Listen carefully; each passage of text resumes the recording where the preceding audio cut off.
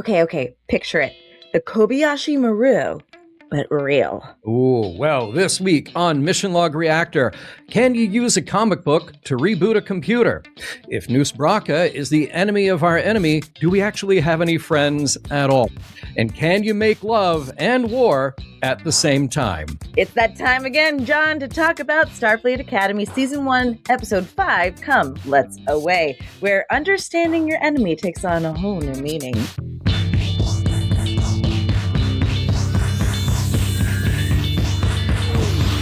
Hello again, I'm Jessica Lynn Verdi. And hello again, I'm John Champion.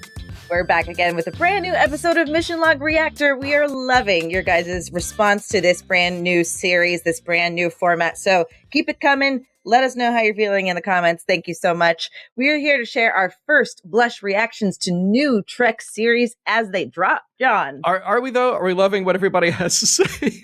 I'm willfully ignoring very mean ones. You know, sometimes you have to. Yeah. I'm positively reinforcing the people that are really nice. Although I do want to rag on the mean ones. Thanks, guys. You're engaging with our content. You're only helping us. Thank you so much. That is true. And you know what? Look, I said it last week. I'll say it again. Our job is neither to praise nor to overly heap criticism on a show. I feel like my job is to sort of meet it where it is. What are you trying to tell us? And then are we picking up on that or not? But I love hearing what people have to say, as long as it is good faith criticism. So, and I think there have been some really good, critical, upsetting things to people. Absolutely. And I think it's important to note also, exactly to your point, it's here to talk about. I think there's a world where you don't have to approach everything negatively to analyze it. It's nicer to kind of look at something from, well, what are they trying to do? I think. And by the way, plenty of things in my life that I don't like, that aren't really for me, that I don't spend any time on. That's my little secret. That's just me. You don't keep it from somebody. You don't ruin it. Right. You don't spit on someone's ice cream, although someone might like that. Anyway, what should they do if they're watching right now and sort of enjoying this? Well, here's what you do. You share your thoughts and comments with us. Of course, give us a like, a subscribe, drop a comment in that comment section, or better yet, chat with us live. Everybody's welcome every Monday night during Starfleet Academy, while those new episodes are airing, 7 o'clock Pacific, 10 o'clock Eastern at patreon.com/missionlog. And there we discuss each week's episode in depth, and we share your thoughts and comments. It is completely free. I know you hear Patreon and you think, what do I have to pay? You have to pay absolutely nothing. Join us there, patreon.com/Mission Log. And by the way, thank you to all the Patreon subscribers, because you got this video early, along with a plethora. Can I say plethora on the air, Jessica? Plethora. All right, along with a plethora of perks and benefits. So thank you. Plethora of perks on Patreon is exactly right. And we have so many new subscribers. It's a very lovely place. We can't wait to include you. John, what should they be warned about? Okay, well, look, you know how this works. Hopefully you do. We are going to go through the show act by act. By the way, critic online, that's how this show works. We take about a paragraph or so to give you the act summary, and then we discuss it. So we go act by act. You know who you are. You're right. We go act by act. We are going to spoil the hell out of it, and then we're going to give you our thoughts. That's, again, all in the spirit of criticism and discussion. So if you haven't watched the episode yet, pause now, go watch Starfleet Academy, and then come back here, listen to what we have to say, and give us your comments, okay? That's how this all works. For now, this is your final spoiler warning. Jessica is about to spare no detail, breaking down the episode. Come, let's away. In 3, 2, 1. We open on a gratuitous but sensual sex scene between Tarima and Caleb. It ends abruptly when Tarima takes Caleb into her safe space in her mind, but accesses his mind as well without his consent. Ooh. I'm turning this into an interpretive piece. Right. They leave for the joint academy exercise at odds. the cadets are brought to a ship graveyard to run crisis control exercises aboard the Miyazaki, a ship destroyed when a warp alternative engine called the Singularity Drive was activated. Just as the blue team activates life support, cannibal pirates appear on the ship and take the cadets and Lieutenant Redshirt hostage for 50,000 bars of latinum. Is that all?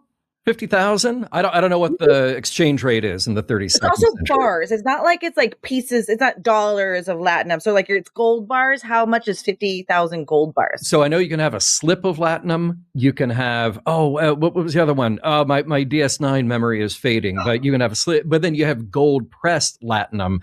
And I think that's what they're talking about here. I love Murder of Crows or yes. I love a slip of latinum. That's really cool. So, okay. You started us off with the, how did you describe it? Gratuitous but sensual? Gratuitous but sensual. That's how I hope to live my life. I think you're doing okay so far. Okay, John. thank you. All right, let's talk about this scene because I 99% of the time, I feel like Star Trek does not do a great job handling sex. Sure. This scene, I felt like it's fine. It felt kind of playful. It didn't actually feel gratuitous to me. They were trying to make it sensual and sexy. And I thought their back and forth about, Betazoid mind speak and then referring to the Deltans, who we got to know after Star Trek The Motion Picture because of Ilea. Like, all that stuff was fine. There are plenty of other places in Star Trek that I think are super gratuitous, but in the context of young people who love each other, or at least are in a lot of have a big feeling. Yeah, big feelings. I'm okay. Should I not be? No, you totally can be. Okay. They're consenting adults. I think there is a question like, is Tarima 17 and he's 21? Yeah. That being said, they are consenting and we've seen the buildup and 100% horny kids are gonna do this. Okay. And I actually really do believe their exchange when she's talking about the Deltan sex ritual and she's kind of like, the way they're talking, I recognize that. And it's actually well written in that way. I personally don't need that much sex depicted in Star Trek for as long as it was depicted. It felt like it was half an hour long. I think that's what I'm saying gratuitous about. Okay. It's the gratuity is the length. I love when they end up in the field of I don't even know what flowers they are, but they're yellow, and yellow is my favorite color. Oh, okay, nice.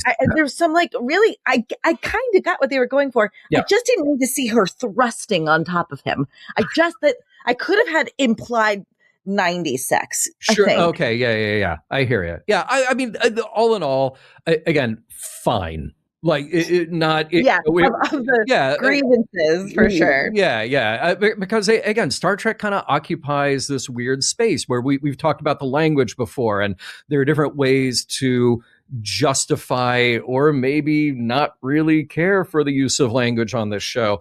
But Star Trek does this weird thing where it kind of has its own cadence and its own sense of style. So a sex scene, whenever you work one in there, no pun intended. If sex is work, you're doing it wrong. Unless you're getting paid. Right. So anyway, I'm very curious to hear what people thought about that.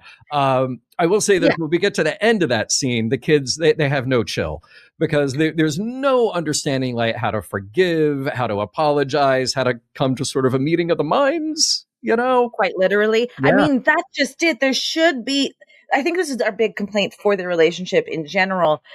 She's Betazoid. She should be able to at least give her intention and her feelings, and they should be able to kind of come to some understanding, you'd think, more easily. Yeah. Now, I will say, I actually agree with Caleb that there was not consent to enter his mind. I think there's even not consent to go, would you like to go into mind freak land, which has it always been called mind speak? Is that what they've called it? I don't think so. I think that is a new phrase. I mean, I think back to the days of Deanna and Loxana, and I don't think that phrase was ever used. they telepathically communicated. Yeah. But mind speak is a phrase, man. It was a real choice, and it bothered me. I think overall, she didn't have any chill, but she felt vulnerable and rejected, and I get it, right? Sure. And he felt invaded, and I think it's a stronger analogy for actually how sex can make you feel in general, but their mind melding essentially is what caused the vulnerability on both their side. And I do think it wasn't consensual. And I think there's a problem with that with regard to Tarima. I don't know why they haven't had the conversation, but they're also kids. They're not going, okay, I have this and in my past and this, and I don't like that. Like they don't know how to have that conversation. I guess. Yeah. I mean, this is another one of those places where you can imagine the writers having a conversation and say, well, for every dramatic choice we make, can we justify what happens? And there's an argument to be made. Yes, you can justify why a character responds this way. When you put the whole scene together for people like you and me watching it, you go like, all right, come on. Are we just retreading the same familiar ground? I totally agree. I just like, I'm like, I want to shake both kids. Kind of like, come on, guys. Like 100%. I'm with you. I'm going to try to do my best, John. Okay. And pretend like I don't know what's happening next so that I can tell you how I felt blow by blow for this recap and review. Okay. My initial thought process when we get introduced to the fact that the kids will be aboard the Miyazaki is, why wasn't this pillaged already if it's been here for this long? Sure. And why are they doing this on a real ship that had killed hundreds of people? The most hilarious thing to me was like this experimental ship with experimental singularity drive, which, by the way, we had established in TNG canon, that's how Romulan ships worked, or at least a Romulan ship, or a few of them. So very interesting, right? But very cool. But the premise is this: like, those people on the Miyazaki activated the singularity drive, and it blew up and killed everybody. So go turn on the singularity drive. How about no? What in God's name? I don't understand. They literally have a Kobayashi Maru. And listen, we kind of get a little bit more understanding of how the galaxy is working right now, or at least their quadrant, right? Yeah. Starfleet cannot move with ease like it used to. There are disputed territories we even learn about.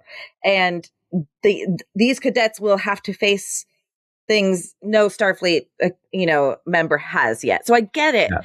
But to do it in the field with kids that are in the fall semester, it blows my mind. Blows my mind. I do have something about that in my final thought, but I am curious for people listening and for people who maybe have been in the military or done some sort of training with extreme circumstances. Like, okay, I've seen these training facilities for firefighters, but they are controlled environments, right? Where you have a tower, multiple types of entries and exits and stuff, and you set it on fire, and that's how you train. Is there anything in the real world that is an equivalent to this, where you would go to an actual damaged ship or location? Got it. I think it's a good question. But this world has holodecks. So yes, we want the answer to that. But to have holodecks, it makes no sense to simulate this in real. It just really, really bothered me. And it also didn't make any practical sense that this graveyard hadn't been pilfered yet. Sure. You're telling me the Packers didn't show up? Like, what's happening? Yeah. So that's just where I'm coming from. Now, I did I get proved correct soon enough. Right. And I do have a question. So Lieutenant Redshirt, whatever his name is, he says he hasn't been off of the ship in 6 months, but aren't they docked in Marion County? Like, why has he left the ship? Right. Sounds like a him problem. Yeah, it does. It does. Yeah, that was Commander Tomov, who was our sacrificial character right in the first act here, or the teaser, rather. We love him. Rest in pieces. Yeah. But the writing was on the wall for that man right away. It was. We do learn that comic books still exist in the 32nd century. I do like Caleb calling Tales from the Frontier Federation propaganda. I thought that was interesting. Yeah. So I do like that there is criticism of the Federation and potentially Starfleet here. I have many questions about the design language aboard the Miyazaki. There's a lot of stuff that just doesn't fit together, like the glossy black circular corridors. It looked like alien tentacles. It did. It like had a weird spirally glow. Like I didn't understand. I'm with you. Like, what is this design? Yeah. I didn't get that at all. Now, I did like the plasma shield spacesuits because that's reminiscent of Star Trek, the animated series, where they had these like force field belts that they could wear, and makes it great for the animators. You don't have to draw a spacesuit. So true. Yeah, you do one sheen of plasma. And I thought that would come into bigger play later in the episode, but of course they would have that tech, and I thought that was very cool. I'm very interested in the Furies, not to be confused with furries. That's a totally different thing. Also not to be confused with the baseball Furies if you're a fan of the Warriors from 1980. So that is, oh god, I never have seen that. I think they can be slightly confused with the mythological Furies because I believe they share one eye, otherwise they're blinded, and it doesn't look like these Furies have eyes in places we know where they are. Right. I thought that was interesting. Yeah, the effect of how they sort of move in the real world. They were creepy and they're cannibals, and that's just they have no subtlety at all. No, I think it was really lovely design. I thought it was a freaky new villain. Like, so I'm with you. And things like the things that happen to you as a human when you're a cannibal are terrible. And we learn later when Nus says the thing about Furies is they hate being Furies. You can see the torture in the way they're designed, and the fact that they're phasing in and out of like time. It is fascinating. They did a real chef's kiss with that design for sure. All right, well, bring us into Act 1, would you please? Admiral Vance hollows in to debrief options with Kelrick and Ake. The Furies mean business, and they're known to kill hostages even after they get what they want. The only person who can go toe-to-toe with them is Nus Braka. When the ejected body of Lieutenant Redshirt is floating in space, a reluctant call is placed. Oh, it rhymed. When aboard the Miyazaki, Lieutenant Redshirt signals to the war cadets that he's about to sacrifice himself. The cadets manage to lock down the bridge, but it's only a stopgap until they can get the computer online. Nus arrives aboard the Athena and is only willing to open negotiations after multiple shots of high-end tequila. When Vance steps away to see if he can secure Braka's terms, Braka forces Nala to sit down, talk to him, and treat him like an equal. And that goes well.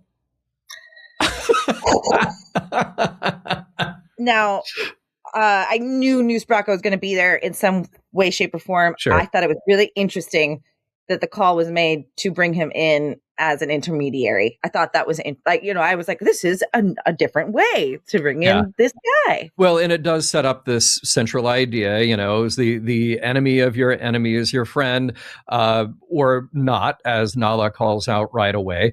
And when you are of a high-minded, ethically, morally driven organization, can you sully yourself by aligning with your enemy, by aligning with somebody who does not share your values and still come out unscathed? Well, I guess we'll see how that plays out. Yeah. I want to lay the groundwork to talk about this a little bit more towards the end, but I think this episode really exemplifies what you called out this series to potentially be early on, that it could acclimate a whole new generation to Star Trek ideals that feel hokey and maybe aren't exactly right, and what is right and wrong with the Starfleet. Like, this episode kind of shows us maybe Starfleet doesn't have it figured out. Yeah. And Nus really has found the problems with it, I think. Yeah. Yeah. Well, did you get that from this episode? I did. I mean, look, I think, without skipping ahead too much, I think this episode is mostly geared toward plot. It is mostly geared toward just ratcheting up the action, which is fine. And I welcome back the visit from Nus Braka. We can get into that because I think that Paul Giamatti is just devouring scenery at an incredible pace, which is all fun. It's all good. You got to have a good enemy here for a story like this. Not every Star Trek story has to have that, but this one does. And I think it's very effective. But I also think sort of the morals, meanings, messages here are maybe they're tamped down a little bit. Ooh, Yeah, I completely differ with you, and I'm really excited to get into it. Good. Okay, I can't wait to get to that. But I do think that the seed of that happens here, and it's exemplified in how Vance literally tells him he's glad. He tells Nus Braka he's glad that his father beat him, or that he was jealous that his father beat him. Yeah. And I'd like you to point out any Starfleet person who gloats about that to anybody, to a villain. Vance has a couple of moments here where he's not quite the stalwart moralist that we've been led to believe. Yeah. Or even that Starfleet is supposed to exemplify. That's why I was wondering if it was hitting those notes for you. Because even Ake falters, or at least, maybe not even falters, shows her true colors, which I'm not really into. Yeah. There's a lot of sense that Nus is making. And I will just say this. The Star Trek I know would never have antagonized Nus like this. Granted, he's not great and he's been to prison, but I think one of the main factors of Star Trek is how do we learn empathy, which is literally what we learned 3 episodes ago. And they're not giving him any. And the way they treated him is despicable, I think, honestly. Well, look, Ake is the one who clocks us immediately that the enemy of your enemy is not your friend. Just an asshole. Right. Okay, but are you saying then that is not the course of logic that we should follow? It's like you welcome him in and you say, okay, what do you have to say? We are going to try to make a deal because no matter what, we are Starfleet, we are representative of the Federation, we will try to negotiate no matter what. I think they're lacking in diplomacy here. They're asking him for help and they're treating him like a dog. I don't get it. And she's talking about empathy early on in this series. They're not extending that. I think is that answering your question? Or no? Yeah. I mean, it kind of is. And of course, everything comes back to bite them in the end, which does not justify at all the things that Vance says. So. No, I think perhaps what does come back to bite them is probably what Nus says here is that she doesn't treat him like an equal. Yeah. And whether he's good, bad, he's still someone to be reasoned with. Maybe an argument can be made with Khan, right? He didn't look at Kirk as an equal, right? Yeah. But that was good and bad for both of them. Anyway, there's a whole thing to unpack that is not for this version of a show.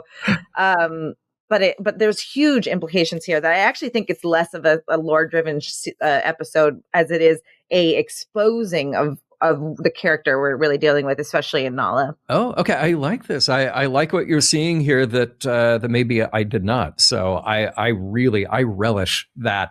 Let's just step through a few more of the moments here. Lieutenant Commander Tomov, red shirt, gone. Kyle gets injured. Bye-bye.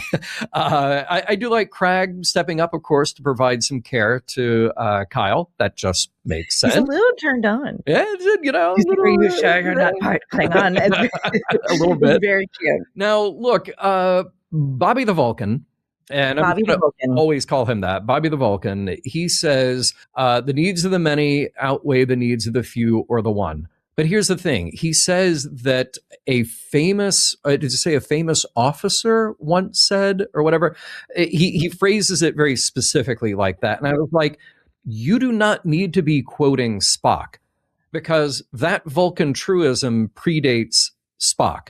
So, it just. I'm with you, but it sounds like I'm going to say yes. You're right. He could have just said it. I think there's a world where everyone's angry if he doesn't say that, right? Where he's there was an event where this was said and it's never rang more true. If he had just said it, they're like, "What is he, the new Spock?" Like they would have been mad. Well, I mean, he could have said, "My people have a saying."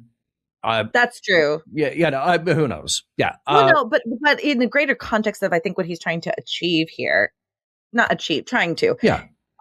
He is the antithesis of how Caleb feels about Starfleet, and so I think he's bringing it back home to his point this inspires us. Yeah. This happened and inspired us. But you're totally right. I just think we would have had fanboy lash outs about it. I get it. Okay, I do like using the fact that Sam has unique abilities, so connecting with the computer. Cool. It's the kind of thing that the Doctor or a 7 of 9 would have done. You use that skill. And we got to talk a little bit more about Nus Braka. Great entrance. Again, full scene chewing mode is on, and it is, in my mind, it is so hard to separate Paul Giamatti, the actor doing his job, from Nus Braka, the character. Side note for internet commenters, yes, sometimes I will interchange those, sometimes accidentally, sometimes on purpose, because sometimes we were talking about performance versus plot, or versus story action.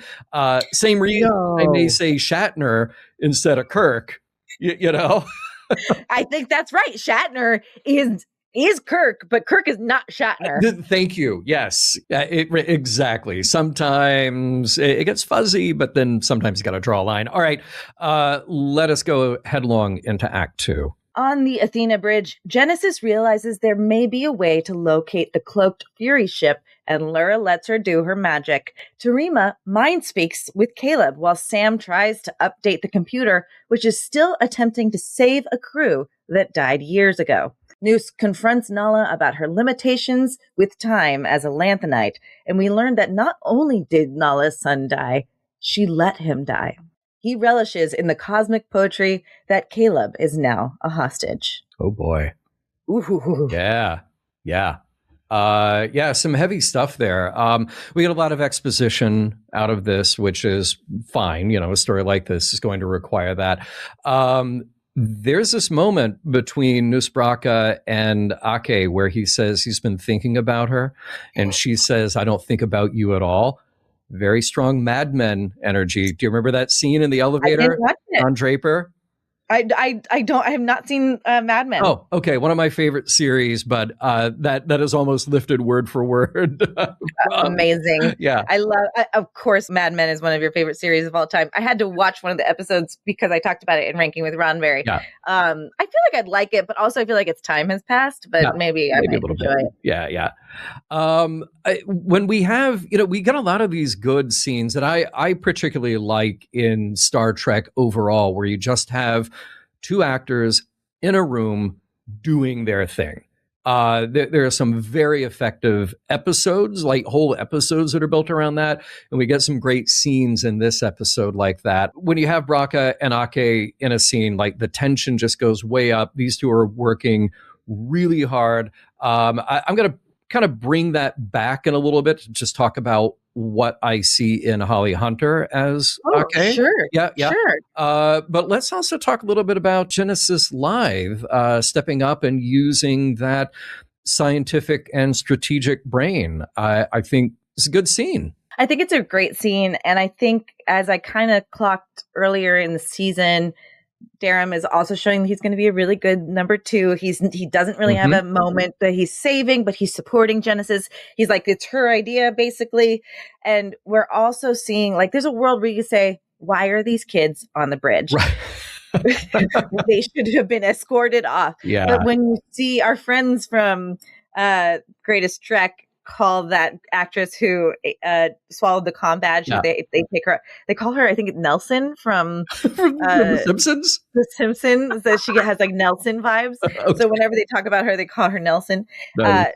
I think it was a good thing to show us that not everyone is cut out for this kind of high level, high issue. Yeah. Like, and we are seeing these kids sink or swim, and I at first, when everything goes down, and I forgot to mention this before, I was certain this is a ruse. This is all bad. It's not real. And then you realize, like, no, this is real. And yeah. But you're right. Genesis kind of gets to do something cool, and I love seeing Durham just step aside and let someone do the right thing, but also be there for support. It was very Riker in a sense in my mind. It absolutely was. And, to your point, some of these kids will end up on a bridge. Some of these kids will end up in ops back on Earth.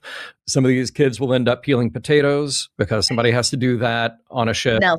Nelson, right, exactly. Speaking of the bridge, the Miyazaki bridge, is that a redress of the Strange New Worlds Enterprise bridge? I think it is. Oh, it's so dark I couldn't tell, but you're probably right. Like, why wouldn't they do that? Yeah. Which still, by the way, confused me about the era. Now, I did freeze frame a little later. I'll get to that in a few minutes. But it was kind of a mishmash of designs. So I didn't think that was quite so great, because when we see the computer absorb the comic book, Tales of the Frontier, great idea. The imagery is TOS style.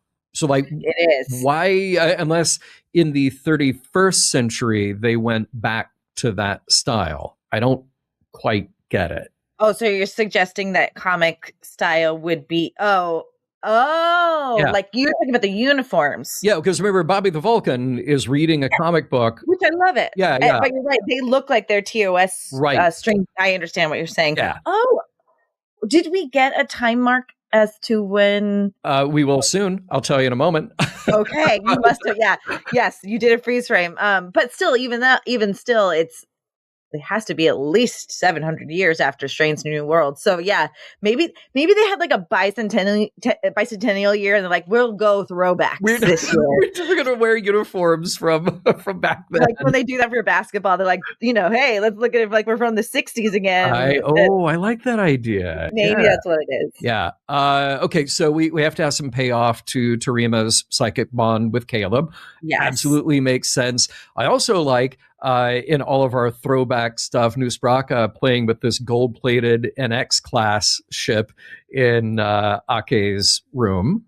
The merch in this series is off the chain. If they don't have this pumped out onto a shop, they're making mistakes. I was like, I want that now. It's so cool. Yeah, that was good stuff. And an interesting reveal of Nus Braka sizing up Ake and really going for the jugular with her son. Like all the lead up about, oh, you're a lanthanide and here's how this works, and you live a long time and you have cool old things, and I know everything about your son and how that must eat you up inside. Yeah, I'm going to just say exactly what you said already. He is so wonderful, so enjoyable to watch.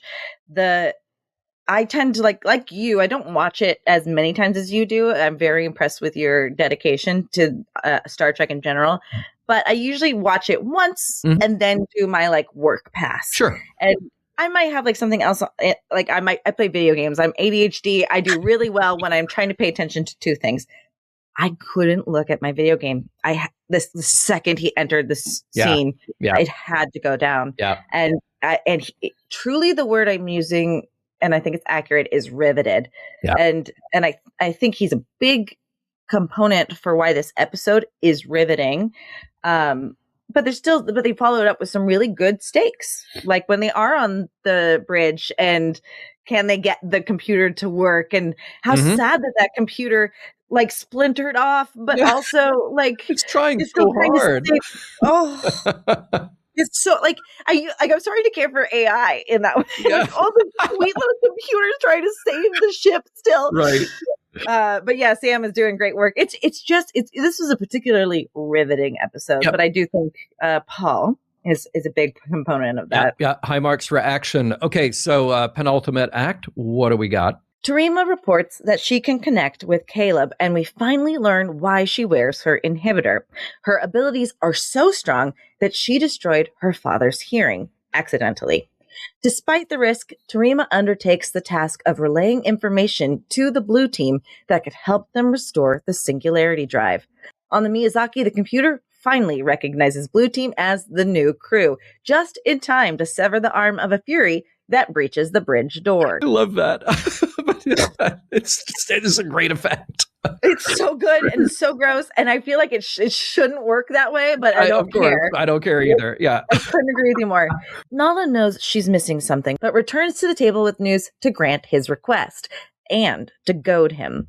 She realizes the Furies are a serious problem for him. She pushes him until he gives up their weakness: sound. Thankfully, there's new tech that's not far from here that can warp and disable the Furies sonically. Braka leaves on a shuttle as Vance, Ake, and Kelrick begin devising their next plans. All right. So we both love the arm getting severed in the force. So good. It should be like a garage door. My dad sold garage doors, and he was a wonderful salesman, and like it basically had all the bells and whistles. And the big selling thing was, if your kid runs under the door as it's closing, it's gonna stop. Yes, all right. And like he would test it with us. That's how much he trusted in this. I feel like the force field shouldn't do that to a body. Yeah, I know. Like you would know. Oh, maybe we have to make a hole around this so somebody to get their hand back. There's a buffer zone, right? Yeah. But it's so great. It's so funny. Yeah. And I love that Bobby just knows to grab the phaser. Of course. Yeah. I'm not going to say anything yet, but as they were like on the shuttle over to the Miyazaki, I was just saying to myself, God, I like this actor. He's really good. He looks like a Vulcan, and I'm really mad. Anyway. Okay. Oh, interesting. Because I was like, oh no, I can see him on the bridge with them in 2 years, and they're gonna be like he's gonna be like the Spock antagonist, but now he's gonna be the friend. Yeah. Yeah. Anyway, heroic ending. Yeah. I guess I'm going back to what I mentioned previously about how Vance was like, we should all be, we should, we could have kicked your butt too. God, your dad hit you. Yeah. Nala also gets nasty when she says we should all be so lucky. Yeah, he says, if I were a failure, I'd be dead by now. And we should all be so lucky. Yeah. It's really nasty, John. And I don't think you can point to an example of, say, like Picard saying something like that. We can't. I'm going to use... Oh, really? No, I said we can't. We can't. I'm going to use one canon sort of hand-waving explanation for this, which may or may not satisfy you or others who are examining this episode, but go with me for a moment.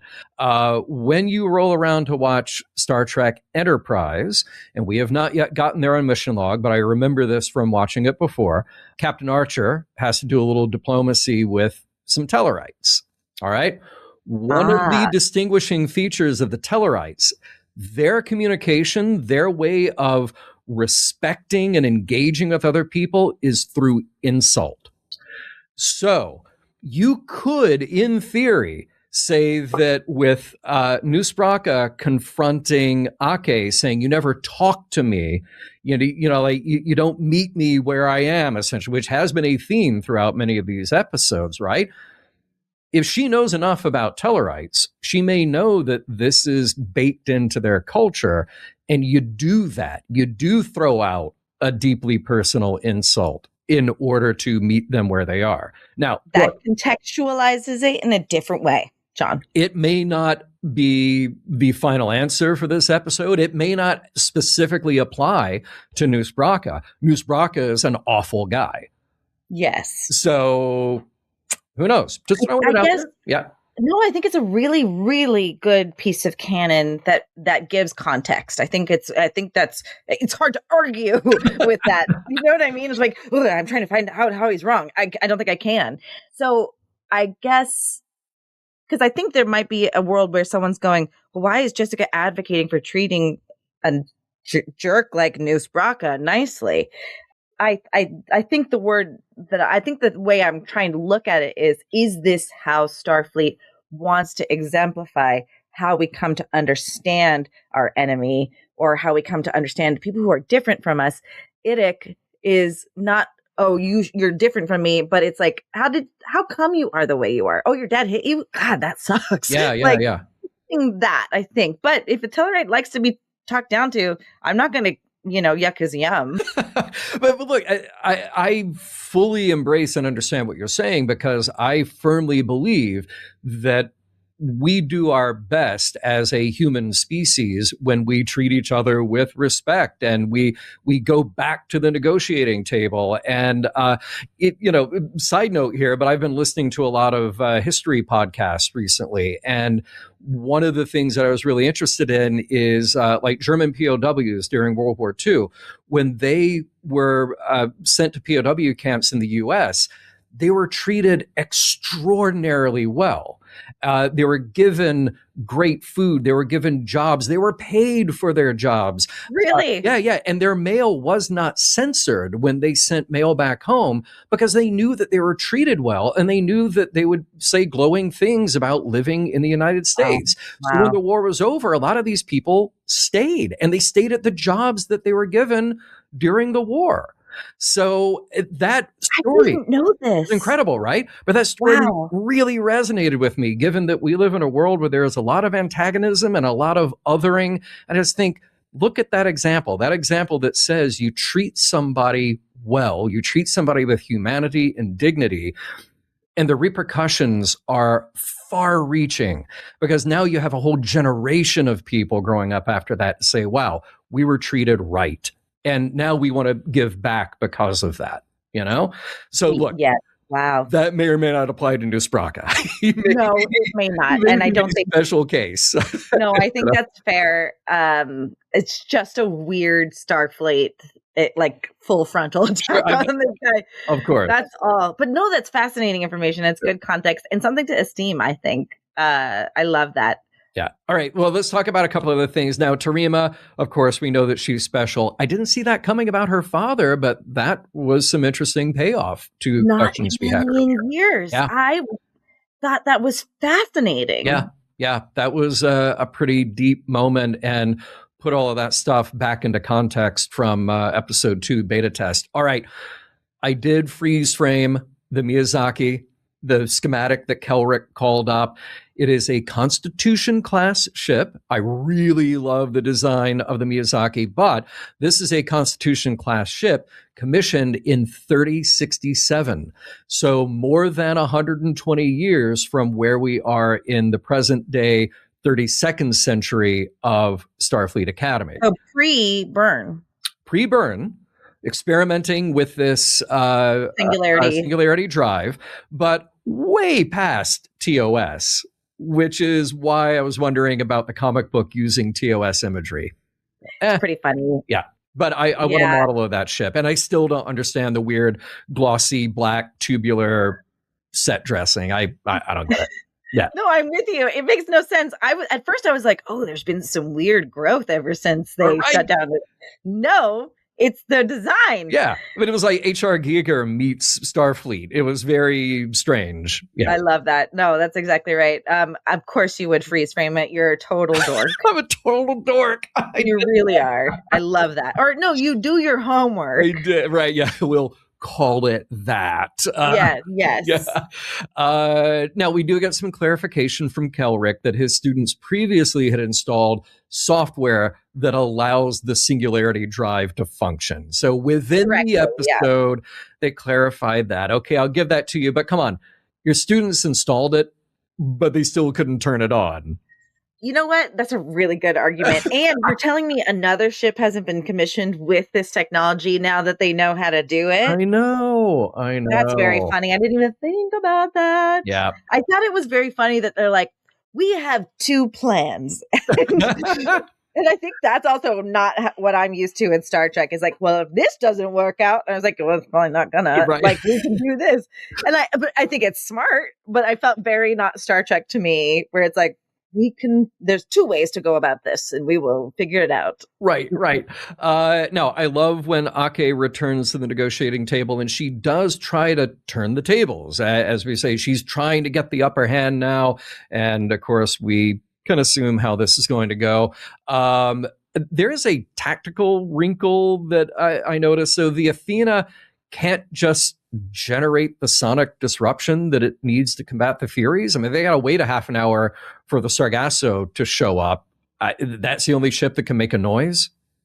That's interesting. So I'm sure there's a world if you have Data aboard or Geordi. Yeah, He's like, okay. Yeah. I can retune the nacelle to be this, and if I go down a Jeffrey's tube, I can make the sound. What Vance said is that there's this high tech base, and they're working on that. Now, I think jumping forward a little bit, the reason why the Furies are there is because that might be their weakness. And however, Nus knows that's part of the technology that's there. Yeah, of course. Of So course. he knew that but also they said if a ship warps within a light year, I'm going to kill all these kids. And the Sargasso shows up. Yeah. It doesn't make any sense. No. I do like the design of that ship, though, too. I don't. I don't. Okay, look, I'll give him this. Like a Delta? No, I'll give him this. Modern warships, like if you look at 21st century designs of destroyers and other craft, they have that weird angular kind of flat sides. I don't like them. You know what? I'm recontextualizing it. It's kind of looking like a Tesla ship. Oh no! Sweet Lord. And I don't like it anymore now. Listen, no. I want you to love that ship as much as I love a 31st century Constitution class. It looked like a floating Delta, and I was into it. Okay. I thought it was really cool. Don't let anybody take that away from you. Okay. Thanks so much. All right, let's bring it home. The Doctor disables Tarima's inhibitor, and she connects with Caleb again, giving him the information he needs to restore the singularity drive. Lythe eventually finds enough debris variation to locate the cloaked ship, just in time for the Sargasso to arrive. Darum intercepts a message from Braka to the Furies. They took the bait. Nus's ship decloaks, and the real plan becomes clear. Nus has been working with the Furies all along. He disables the Sargasso, and Nala orders Tarima to signal the blue team to activate the drive so they can beam the cadets out. As the jamming field drops, the Furies breach the bridge. They shoot Sam. Bobby is killed, but Tarima removes her inhibitor and shows what she's truly capable of. She kills each Fury one by one with a sonic scream. We learn Nus's real objective was to attack the station the Sargasso came from, and now he has access to Starfleet classified weaponry. And despite his endgame being unclear, Nus calls Ake to gloat, thanking her for making him everything he is today. Oof. Heavy stuff. And then Vance with his barely contained rage. Man. Yeah. Everyone's getting like some good work here. Normally this episode happens in episode 5, and so we're getting it now, like this ramp. And I was really curious how we were going to get Nus Braka in, but everyone's getting some really good moments to shine. Yeah. Except maybe Kelrick, but Vance was seething here. But you know what? At least Kelrick is used in this episode for what he's good for and not for being the comic relief like they tried to do with the last episode. That drove me nuts. I mean, still that really dinner scene just makes me cringe, you know? So like the guy is there. He's the chancellor of the War College for a reason. Let him do his thing. 100%. I think they did use him well. He also showed a lot of faith in his cadets, which made us have faith in them. I'm really, really, really, really mad that Tarima couldn't have just gotten there 1 second early and saved Bobby the Vulcan. Bobby the Vulcan. I just like, he didn't have to die. I'm so upset about it. I know. Look, I think there should be a Bobby the Vulcan action figure. Yes. This poor actor. He could have had a career, John. And yet Kyle lives. I don't have any feelings about Kyle. I do have a question though. Yeah. The doctor says to Tarima, "I'll be here to monitor you," in so many words. And then he's not. He's just like on Earth. Later. Yeah. And I guess like I don't understand. Where else did he have to go, John? Yeah. Like, did anybody flip back a few pages in the script? Like, no, wait, here, he says he'll be here. Are we just, we're not doing that? Okay. He's somewhere else. All right, fine. It makes no sense. No. I do want to address the elephant in the room, Okay. which actually has been discussed earnestly in our Discord. And I think it's important to go on record. And if you haven't joined Patreon yet, just for as little as $1, you too can join our Discord. There we go. I was going to say discourse on Discord. Oh, I like that. Yeah. We learn that Tarima is extra special, and we don't know exactly what that means, but we know that she said dangerous before she blew out her dad's auditory cortex or whatever. And then we get a taste of, not just a taste, like the full display of what she's physically capable of. And that's because she took out the inhibitor. Yeah. If the inhibitor is a 1-to-1 for, let's say, a antidepressant. Oh, okay. Yeah, I think we should be careful in condoning that action, because there are many people that are suffering, myself included, and take antidepressants. You can't cold turkey that. It's actually very dangerous. So we do see that there are repercussions. She's in a coma now. Yeah. So I was a little afraid of the moment that we eventually get to where she's going to take it out. Under what circumstances is she going to take it out? What are the repercussions? And so I just hope they're aware of the analogy it's kind of drawing, and that this shouldn't be an example. It shouldn't be like a no drug example. Yeah, like don't let this medical thing that could potentially save your life, don't let it get in the way of you being you. That is a dangerous message. Yeah. Oh yeah, I really think so. Because honest to goodness, I am truly myself because I'm medicated. And the saddest part is so many people are not on the right medication yet, and it's such a hard thing to get onto the right medication. Yeah. I think there's a world where if they navigate this properly, the society at large of Beta Zeds just didn't know how to deal with her. And so instead of dealing with the problem, they tamped it down, which you kind of saw with early medications for like ADHD kids. Sure. Just supply them full of Ritalin, and that was not the best solution for every child. Yeah. So if we can make a thoughtful allegory that way, I'm into it. But there are real repercussions, and we kind of see that with her by ending up in a coma. That is very interesting. Yeah. Boy, is what she is capable of doing scary. And my question to you is she literally killing them because it's Sonic, or because she can do that? Like, because she's obviously not attacking the rest of the bridge crew. Right. Is she that capable, or like? Yeah, no, my interpretation of that scene is that it wasn't a literal audible thing, but it was a psionic psychic thing that she was doing. Yeah. Yeah. I think someone in our chat during Mission Log Live too said, I think she's what is it when you can move the telekinetic. Yeah. Right. Yeah. And so, I mean, I think it's really, the implications of that are really interesting. Yeah. In fact, I thought my prediction was going to come true in this episode, and Tarima was going to die. I thought so too. That was a lightly gruesome thing when she pulls that out of her neck, and we see the kind of, the wiring on it, and it's bloody, and it's not pretty at all. I just don't think I understood. I don't think I envisioned how much it was a part of her, and it was tough to see. It runs all the way up into her brain, presumably, However, it felt very alien-esque, like Winona Ryder when she moves her, like it felt like very deep. Yeah. And anyway, it's a very interesting storytelling mechanism that has a lot of implications. We figure out that we don't know, but I will say this: we don't know what Nus's end game is, and I think that's apparent. They go, we don't know what he was after, but he's after something. I'm in. I want to know, and I think what they did so well by making this episode is not just make the crux of the issue Caleb finding his mom. Yes.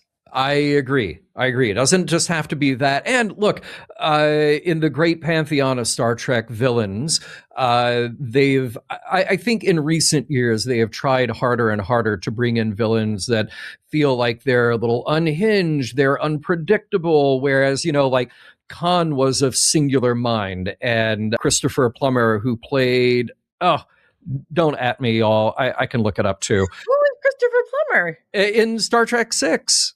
Oh, was he God? No. Star Trek 6 in the Undiscovered Country, you had Gorkon, played by David Warner, and then you had.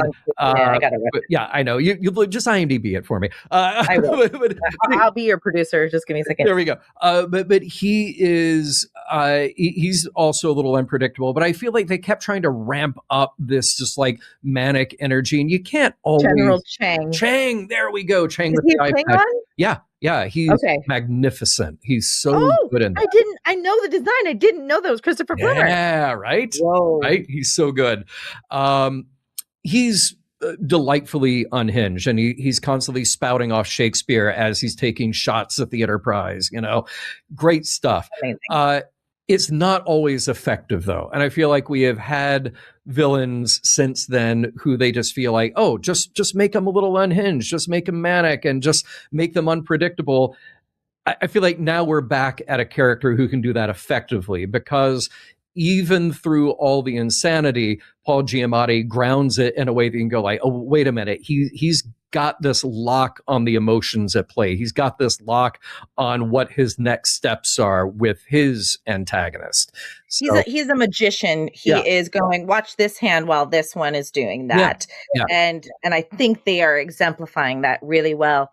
And I kind of want to talk about how I feel like there's been complaints in Star Trek how hard it is to have good villains. Yeah. And I clued into like a vitriolic YouTube stream where someone who used to write for Star Trek was lambasting the current writers. And it was like just a bunch of man babies, and I was so unimpressed. Yeah. But he did say something interesting, that Star Trek doesn't have villains, they have antagonists. And to make Nus a villain is a choice that he wouldn't have made.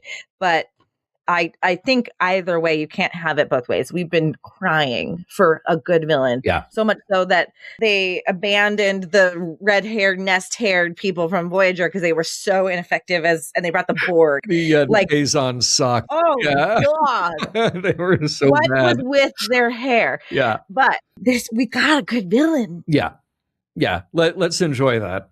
Yeah. And he is, whether he carries the series, I don't care. It's worth the price of entry to watch him work. So I'm curious, are you ready to jump to your thoughts about Miss Holly Hunter? I am. You know what? But I will say this before we absolutely wrap up this act. At the top of the act, I like that we had a little bit of comic levity and just minor, again, not overplayed, but the Caleb Tarima banter about the codename Tiny Fireflies. Like, you didn't feel like that was I was like, oh, we don't need this. We didn't need this. I 100% felt like we didn't need it. It helped to break up what is wholesale a very heavy episode, a very dark episode. So it's like, I'll afford you that one time to kind of stray a little bit from the tone. And they didn't indicate the joke. It was just a couple of people under a stressful situation who had just been getting it on a little while before, just have a moment. I agree with you. I just, it was like when everything slowed down and they were like, it was sweet. I was like, God, but then you see why. Yeah. And you're 100% right. They also slowed down time. So you can imagine whatever interaction they actually had was seconds. Split second. So, yeah, they didn't, no one died because that happened. Although actually, arguably, Bobby probably died because of that joke. Oh, Bobby. You know what I mean? But I'm with you. It was sweet. It was cute. It was funny. I think the kids, the younger actors, are doing their job very well. Yeah. I think Caleb is doing, when he barks orders at the computer, it's a little aggressive, but I see the rough edges of a captain. It worked. Yep. It worked. You know what I mean? So I'm seeing it, and I do believe their chemistry, and chemistry is not easy. And so you're right. It was a sweet moment. It was a good moment of levity too that we desperately needed. 100%. Genesis has a great line that it's like looking for a needle in a haystack made of needles. Really? I've heard that before too, but it totally works here. It's great. Really That's nice. Very Connie Newsom for sure. Yeah, absolutely. Really nice turn of phrase. And, like you, I thought we were going to lose Tarima in this episode. And I thought that would also propel us forward. But what we didn't do is have a heavy, devastating dramatic moment. What we had was this, quiet fury at the end, just letting it settle. Oh, wow, we got beat. And I thought that was a nice dramatic way to end the episode and a nice way to just go to that quiet credit with the kind of weird clicking, noisy presence of the Furies. Yeah, I'm with you. I think they nailed the ending. They stuck the landing. Basically, Nus's whole thesis about Nala, he made it so clear that you got hundreds killed for one kid. And he is that final monologue. That is the darkest one yet. He is just spitting bile as he says this, and I love that he has this scathing critique of the Federation as bureaucratic chlamydia. Not a great album name or band name. That's not something you're trying to co-op. Yeah, I don't think we want that. But we do get Braka and the Furies, which I think is a great band name. So Braka and the Furies is great. Use it. That's out there for the world to use. So wow. Should we move along and wrap this thing up? Yes, indeedy. All right. So do you have a standout moment from this episode? Ooh, I just am sad that I was really excited to see Bobby on the bridge and they killed him. So I mean, there's so many wonderful things. But like I'm just upset about that. I don't know if that stand out. Just like they're gonna. I'm mad. I'm upset. Right. What about you? Villain monologuing. Again, I get so excited when we have a scene that's just a couple of people in a room talking, and you make that riveting. And they did that multiple times here. So. And didn't rush it, John. Nope. No one said this is too much. They did it exactly right. I actually even loved the texture of him knowing all the sommelier words for the anejo. Yeah. I was like, get it. He's not an idiot. Right. But I think you're totally right by highlighting for us all. He seems chaotic, but he's got it figured out here. And so it's pretty cool. What about questions? What are we looking forward to next, or what do you want to know next? Well, look, the episode wants us to ruminate on what will Nus Braka do next, now that he has, taken everything that he can from this space station, and he's one-upped Vance and Ake and Kelrick. What's next for him? I want to know, honestly, what's going to happen with Terima. Is she going to be hobbled in her abilities? Will she be okay again? Or, going back to your theory, are they going to kill her off? Yeah, I don't know. They're definitely showing us that there are cadets that aren't going to make it with losing Bobby. I don't know what the storytelling implication would be at this point to kill her off. Yeah. I do want to go back, though, and say how sweet it is when Occam was standing up for her when Kelrick was looking at her file. He was being a good brother. I thought that was cute. Yeah.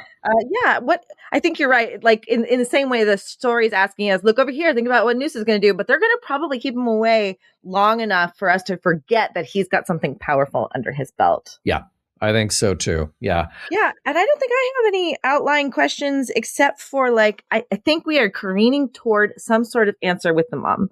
When you've kept the mom off screen for this long, Caleb's mom, she's obviously alive, but what is she doing?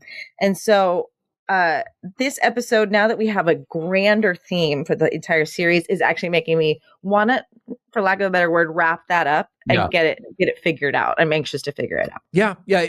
That's interesting because we kick off with that, but it is less central to the story now. So where will it go? Which I think is a success because the story can't just be about that. So I think it's a good thing. Yeah. I do have some final thoughts, and I'm curious when I get to the end of this, I would thank you for the soapbox. Just push that over here. I think since you and I maybe landed in different places, I'm curious because now you have me thinking. That's my favorite thing in Mission Log is where you come in with one idea and you go, oh, wait a minute, I didn't think about that.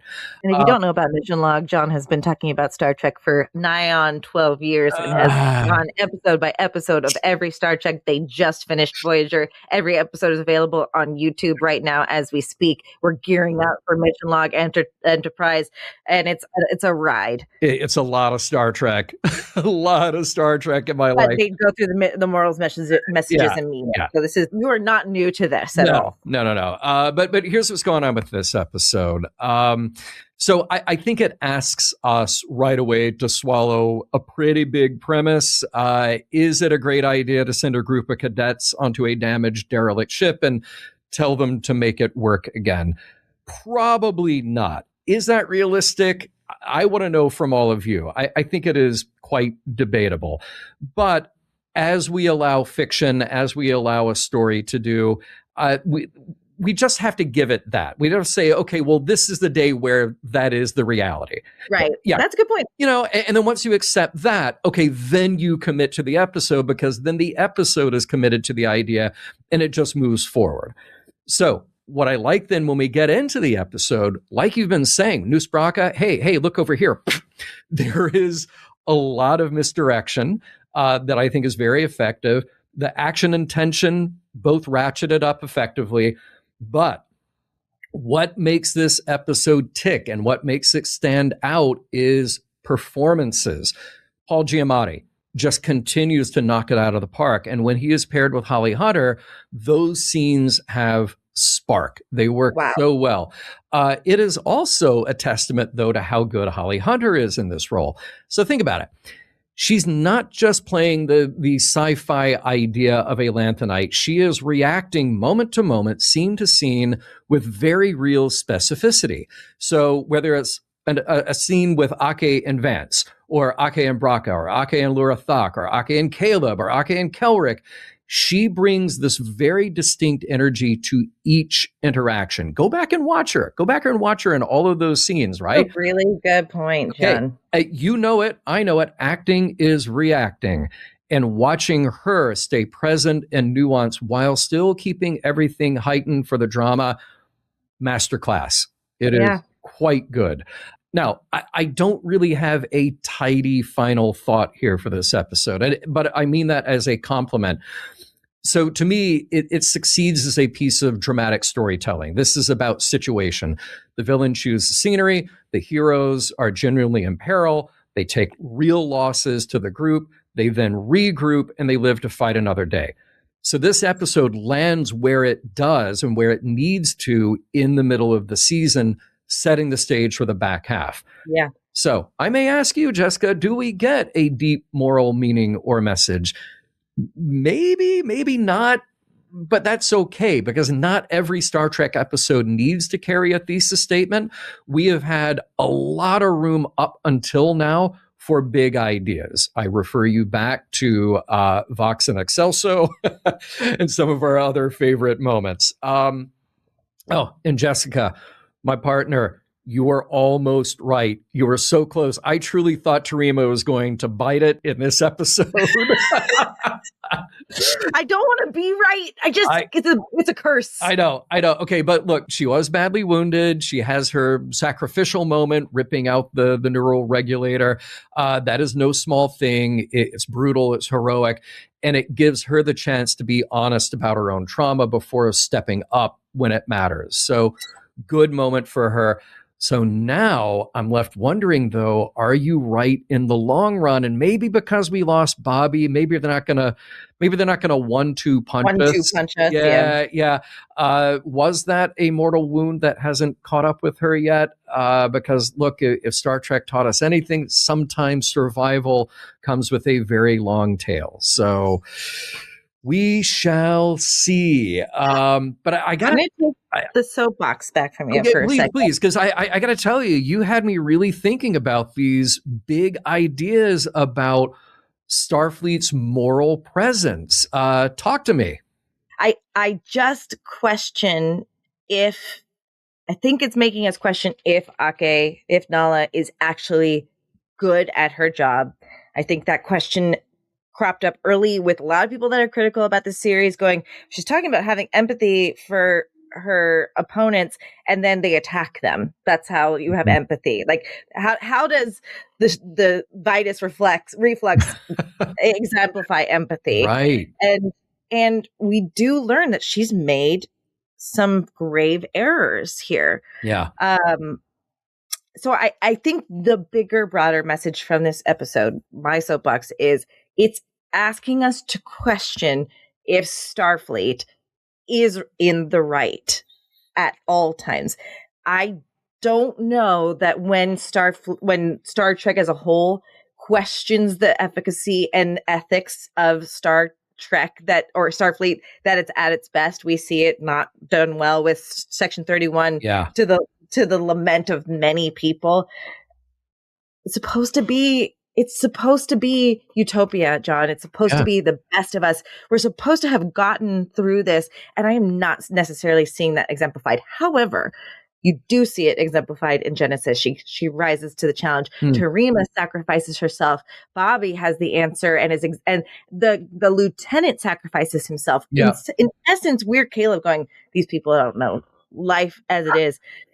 But we're seeing it exemplified in the youth, and they've got it more figured out than I think the adults do. So interesting. Okay, yeah, but look, this is Star Trek does this great thing where it asks us as humanity to look back at ourselves. When do we get it right? When do we get it wrong? When do we lead with empathy? When do we sort of suppress our baser selves in order to reach out into the world and thus the galaxy with open arms?